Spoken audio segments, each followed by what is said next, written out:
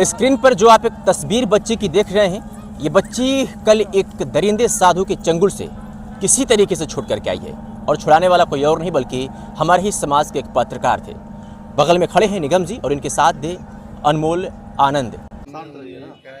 Mummy मारती हैं, पापा मारते हैं, क्या बताइए कौन मारता है? भैया मारता है। अपनी चेलिया आ गया है, घूमते फिरते तो कुछ ऐसी बात नहीं है। अच्छा कोई बात नहीं बाबा। कोई डर है बेटा आपको? कोई डर नहीं है ना? पूछो ना इससे बच्चे से। मैंने कुछ बोला क्या तुमको? डर आया है। कुछ बोल रहे तुम लोग अपने आप ही कुछ बात बकते जा रहे हो कि वो बच्ची मासूम सी बच्ची जिसकी उम्र महज 13 साल है, 11 से 13 साल के बीच की है, वो किसी साधु के चक्कर में फंस गई थी और उसके चंगुल से, उस दरिंदे साधु के चंगुल से इन लोगों ने छुड़ा करके लाया। पूरी कहानी जानेंगे निगम जी।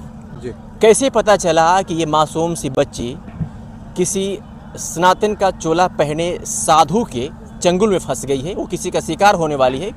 सर बहुत बहुत धन्यवाद आपको ये सब चीज़ों को दुनिया तक पहुंचाने के लिए। 16 जनवरी का दिन था और सुबह सुबह जैसे कि हमारी ट्रेन आई थी और हम लोग कुंभ को कवर करने के लिए पहुंचे थे।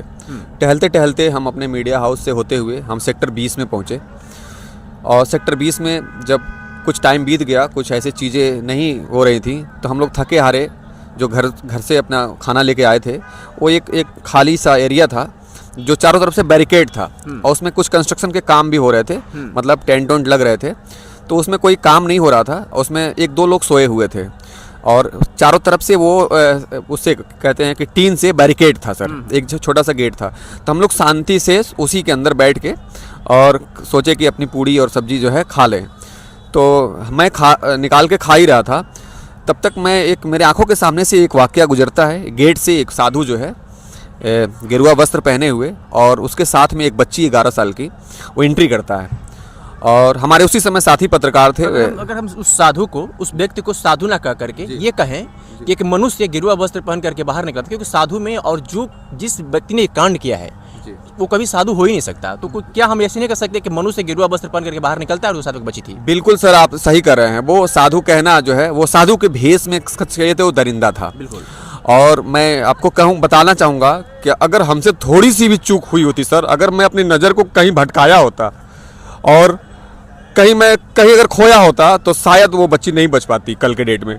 और वो बच्ची मेरे आंखों के सामने क्या हुआ, वो जब गेट से साधु एंट्री करता है तो मेरे आंखों के सामने मैं एक वाकया देख रहा हूँ कि एक साधु कह रहे हैं, वो ढोंगी बाबा जो था वो बच्ची को लेके अंदर आता है और कमरे की तरफ जाता है। और जब कमरे की तरफ जाता है तो मेरे अंदर एक आती है कि ये बच्ची इसके साथ कमरे में क्यों जा रही है। तो फिर मैं आवाज़ करता हूँ और देखता हूँ तो फिर वो कमरे से बाहर आता है और मेरे ही बगल के कुछ दूर पे जाके उसी प्रांगण में एक नीचे जो है लकड़ी का कुछ वो रखा हुआ था, लकड़ी रखी थी, प्लाईवुड था, उसी प्लाईवुड पे बैठ जाता है और लड़की को भी बैठा लेता है और भूजा हाथ में ले रहता है, भूजा खिलाता है। फिर मेरे साथी पत्रकार अनमोल जी बाहर से आते हैं तो मैं उनसे कहता हूँ कि सर मुझे कुछ सेंसिटिव लग रहा है, ये आदमी ठीक है, ये ठीक नहीं है। तो वो कहते हैं कि निगम जी से पूछा जाए क्या बात है। फिर मैं जाता हूँ, जब उससे पूछता हूँ तो जो खुलकर सामने आता है जो बात, वो साधु बिल्कुल साधु नहीं था, वो एक दरिंदा था और लड़की को अनकॉन्शियस कर चुका था। वो उसको ऐसी चीजें कुछ खिला दिया था कि लड़की बोल नहीं पा रही थी, सही जानकारी नहीं दे पा रही थी। और जब हम कैमरे के सामने, जब कैमरा ऑन करके जब मैं पूछना शुरू करता हूं तो लड़की कई बार बयान को बदलती है और कहती है कि मैं इनके साथ है, मैं साथ स्वेच्छा से हूँ। और वो साधु कहता है कि मैं इसको रखा हूँ, ठीक है। तो हमको कहता है कि भाई साधु क्यों रखोगे, 11 साल की बच्ची को क्यों रखोगे? सर मैं क्या हो, तो मैं तो समझ गया, तुरंत समझ गया कि मामला कुछ गड़बड़ है, ठीक है। फिर हम और मेरे पत्रकार दोनों लोग एक्टिव होते हैं इस चीज को लेके। तब तक सर हम जब बात करते ही रहते हैं, उस समय मेरे हाथ में कैमरा होता है, मोबाइल होता है और मेरे साथी पत्रकार उससे बात कर रहे होते हैं। फिर जब बात करते करते पूरा जब हम लोग मामला समझ लेते हैं तो कहता है जूना अखाड़े से मैं हूँ। फिर मैं पूछता हूँ कि तुम कहाँ के रहने वाले हो, तो पूरी तरह से वो बात नहीं बताता, छुपाने लगता है। फिर लड़की से पूछा जाता है तो लड़की अपना पता कुछ बताती है।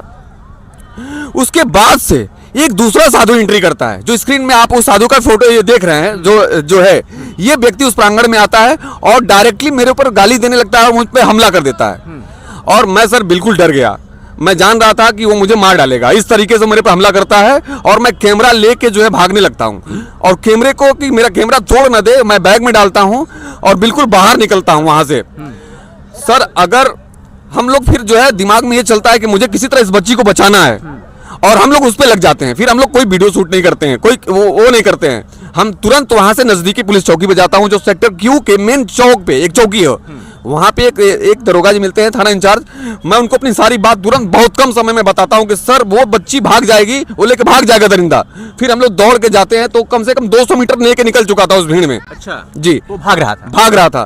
फिर हम लोग दौड़ के जाके उस बच्ची को पकड़ते हैं और उसको उस आदमी को पकड़ते हैं, ढोंगी बाबा को, और फिर हम लोग थाने लेके आते हैं। फिर वहां पुलिस प्रशासन पहुंचती है और फिर आइडेंटिफाई होता है। फिर बच्ची के जेब से उसके पिताजी का मोबाइल नंबर मिलता है जो स्विच ऑफ बताता है। फिर कहीं से न कहीं से पता किया जाता है फोन करके वहां चौकी को, थाने को। तब जो है हम लोग को पता चलता है कि बच्ची कहीं और की है, साधु कहीं और का है और ये बिल्कुल झूठ बोल रहा है। सर मैं आपसे बता दूं कि अगर थोड़ी सी चूक हुई होती तो बच्ची कल इस कुंभ के मेले में खो जाती और उसे कोई पूछने वाला नहीं होता, कोई बचाने वाला नहीं था। मैं कह रहा हूं हजारों सीसीटीवी कैमरे लगे हैं, ऐसे संदिग्ध लोगों को क्यों नहीं पकड़ा जा रहा है? कैसे खो जाते हैं लोग जिन पर कोई कार्रवाई नहीं हो पाती है? जी एक बात और जानना चाहेंगे कि क्या लग रहा था कि उस बच्ची का पूरा उसने माइंड वॉश कर दिया था? बिल्कुल सर, मैं आपको बताऊंगा, जब हम उससे बात कर रहे थे तो उसकी पलकें नहीं गिर रही थी। ठीक है, बच्ची की पलकें नहीं गिर रही थी, एकदम आँख खुला खुला रहता था। और वो बिल्कुल जब वो उसकी तरफ देखता था, वो व्यक्ति जब उसकी तरफ देखता था, वो साधु जो ढोंगी साधु था, जब उसकी तरफ देखता था तो बच्ची बयान बदल दे रही थी तुरंत। वो कह रही है मैं 2 हफ्ते से इसके साथ हूँ। फिर बच्ची बयान देती है कि 50 रुपया मुझे ये दिया है। वो 11 साल की मासूम बच्ची, सर बताइए कि उसके साथ हमको तो नहीं लग रहा है कि वो साधु जो है कैसे उसके साथ कुछ पदार्थ खिला के कैसे अपने मन में मोहित किया होगा और किस तरीके से वो बच्ची थी, मुझे तो समझ में नहीं आ रहा कि क्या होने वाला था कल। लेकिन अब मैं गंगा माँ का आशीर्वाद कहूंगा या फिर हम लोग की नज़र कहूंगा कि हम लोग की नज़र उस पर पड़ गई। जो मेरा कुंभ आना सर समझ लीजिए कि मेरे लिए एक वो रहा, वरदान रहा कि मैं बच्ची को बचा पाया सर कल। ये पता चल पाया कि वो बच्ची कितने दिनों से उसके साथ रह रही थी? सर जैसे कि मैं घर से बात जब किया, वहाँ का प्रधान है कल्लू, उसके गांव का कल्लू प्रधान, कल्लू यादव करके हैं, उनसे जब बात हुआ तो कह रहा कि कोई भाई उसका ले आया था, मेले में खो गई थी। तो मैं ये कहता हूँ कि जब कोई बच्ची खो जाती है और किसी यहाँ के साधु को या किसी व्यक्ति को मिलती है तो उसको सूचना पे ले जाना चाहिए, देना चाहिए, पुलिस प्रशासन को देना चाहिए। लेकिन वो साधु क्या किया, उस बच्ची को अपने पास रख लिया और 2-3 दिनों से उस बच्ची को लेकर घूम रहा था और कह रहा था कि मैं इसको रखूंगा। बताइए 11 साल की बच्ची को साधु कैसे रख लेगा? ठीक है, और बच्ची बिल्कुल अनकॉन्शियस थी सर, वो नशे के हालत में थी। वो बच्ची सुरक्षित अपने घर पहुंची है अभी, तब मुझे अभी तसल्ली है इस बात की। क्या लग रहा है कि जिस साधु को पुलिस पकड़ कर ले गई थी, बच्ची को सलामत उसके घर पहुंचा दी, साधु जो था उसको पुलिस पकड़ करके ले गई, क्या अपडेट है फिलहाल? अब क्या उसके ऊपर कोई कार्रवाई हुई? उस बच्चे का मेडिकल परीक्षण कराया गया? कुछ जानकारी है आपको? नहीं सर, कुछ भी नहीं कराया गया है जहां तक मेरी जानकारी है। और मैं अभी भी आज 17 तारीख है, आज सुबह मैं गया हूं उसी चौकी पे फिर से पूछने, तो उनकी ड्यूटी नहीं थी। तो उन्होंने मेरे से साफ, वहां पे जो चौकी इंचार्ज थे, उन्होंने कहा कि सर आप क्या कर सकते हैं, ठीक है, ये ऐसे लोग हैं जो ढोंगी और भेष बदल के यहाँ पे घुसे पड़े हैं और ऐसे काम करते हैं, ठीक है, आप उनका कुछ नहीं कर पाएंगे। तो मैं कहता हूं कि सर ये बताइए कि जब हिंदुत्व को और सनातन को बदनाम करने वाले लोग जो है यहाँ मेले के अंदर घुसे पड़े हैं, जो इतना बड़ा कल कांड हो सकता था उस बच्ची के साथ, तो उस पर कार्रवाई क्यों नहीं हो रही है? उसको छोड़ क्यों दिया जा रहा है ऐसे लोगों को? मेरा सवाल है सर, उसको छोड़ना नहीं चाहिए, नहीं तो फिर वो दरिंदगी करेगा और कहां करेगा किसी को पता नहीं है सर। इस रेस्क्यू के दौरान आपके ऊपर हमला भी हुआ था? जी, मुझे तो बिल्कुल मेरे ऊपर अटैक कर दिया और मुझे साधु मुझे मारने लगा। एक दूसरा जो साधु था, जो स्क्रीन में आप वीडियो दिखाइएगा, उसको आपके पास वीडियो है उसको दिखाइएगा, वो व्यक्ति मुझे मेरे ऊपर अटैक कर दिया। मैं बचा के अपने कैमरे के लेके भागना शुरू कर दिया वहां पे, ठीक है। और मुझे एकदम डर है, अभी भी डर लग रहा है कि मैं कई बार उस तरफ में नहीं गया, मैं सेक्टर 20 में नहीं गया, कि मुझे डर लगा कि कोई पहचान रहा है तो मेरे ऊपर हमला ना कर दे। जी बिल्कुल। वो बच्ची बार बार ये कह रही थी कि मैं अपने घर नहीं जाऊंगी, पापा से बात नहीं करूंगी, ये क्यों कह रही थी वो बच्ची? सर वो बच्ची 11 साल की बच्ची है, मासूम सी बच्ची है।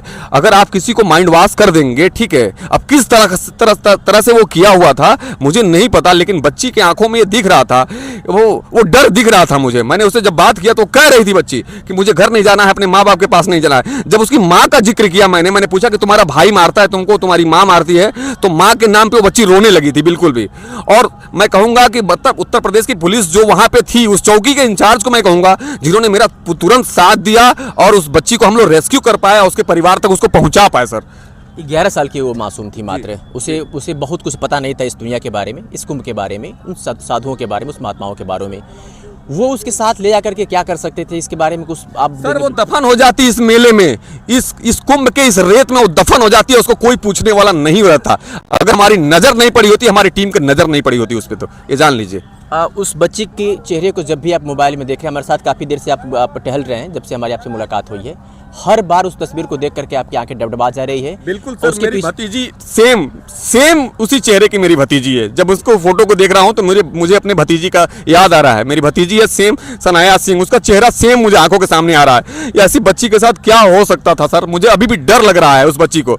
और बच्ची का कोई परीक्षण नहीं किया, उसके परिवार वालों ने कैसे उसे एक्सेप्ट कर लिया, क्या हुआ क्या नहीं हुआ, अभी भी हम उसके घर जाके अपडेट जरूर आपको देंगे सर, जरूर मैं जाना चाहूंगा। अभी हम लोग जब आ रहे थे तो यहाँ पर एक साधु सरयाम उत्तर प्रदेश के मुख्यमंत्री योगी आदित्यनाथ, देश के प्रधानमंत्री नरेंद्र मोदी को, अपोजिशन के लीडर राहुल गांधी जैसे लोगों को खुलेआम गाली दे रहे थे।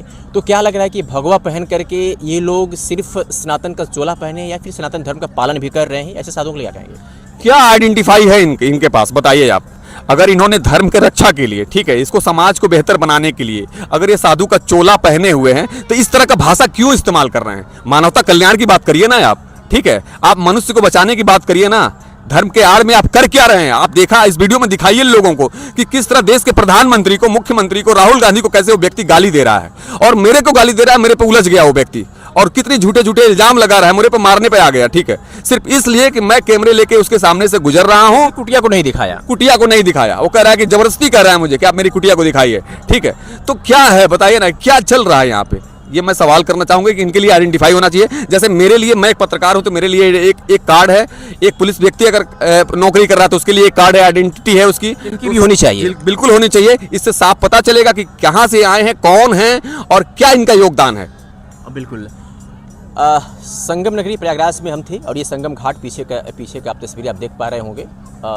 17 तारीख आज है, 16 तारीख के डेट में ये वाकया होता है। एक मासूम सी बच्ची के साथ जिस तरीके से एक साधु ने उनका माइंड वॉश किया था उस बच्ची का, और किसी तरीके से इन पत्रकारों की मदद से, पुलिस प्रशासन की मदद से उसे उसके चंगुल से तो बचा लिया गया। लेकिन न जाने इस तरीके की कितनी बच्चियां इस कुंभ में ऐसे साधुओं के, ऐसे पाखंडी साधुओं के बीच उनके चंगुल में फंसी हुई है। अभी भी एक सवाल है। स्थानीय प्रशासन से निवेदन है कि जैसे हमारे साथी निगम ने कहा कि इनकी भी एक आइडेंटिटी होनी चाहिए कि ये साधु हैं, जिस अखाड़े से हों उनके पास एक आइडेंटिटी होनी चाहिए, न कि केवल भगवा वस्त्र धारण कर लेने से वो साधु हो जाएगा और इस तरीके से ना जाने कितनी मासूम बच्चियाँ उनकी बलि चढ़ती रहेगी। आप सोच के देखिए कि कल वो पकड़ी गई थी, न जाने कितने दिनों से उस साधु के साथ वो बच्ची थी, कल तो पकड़ी गई थी, पीछे उसने क्या किया होगा, क्या करने वाला था, उसका क्या इरादा होगा, कोई जानकारी। तमाम बातों को अगर आप सोचेंगे तो आपके रोंगटे खड़े हो जाएंगे। वो बच्ची की आंखें लाल लाल थी, तस्वीरों में आप साफ तौर पर देख सकते थे, लेकिन उस बच्ची को उस ढोंगी साधु से इन पत्रकारों की मदद से बचाया जा सका। शुक्रिया।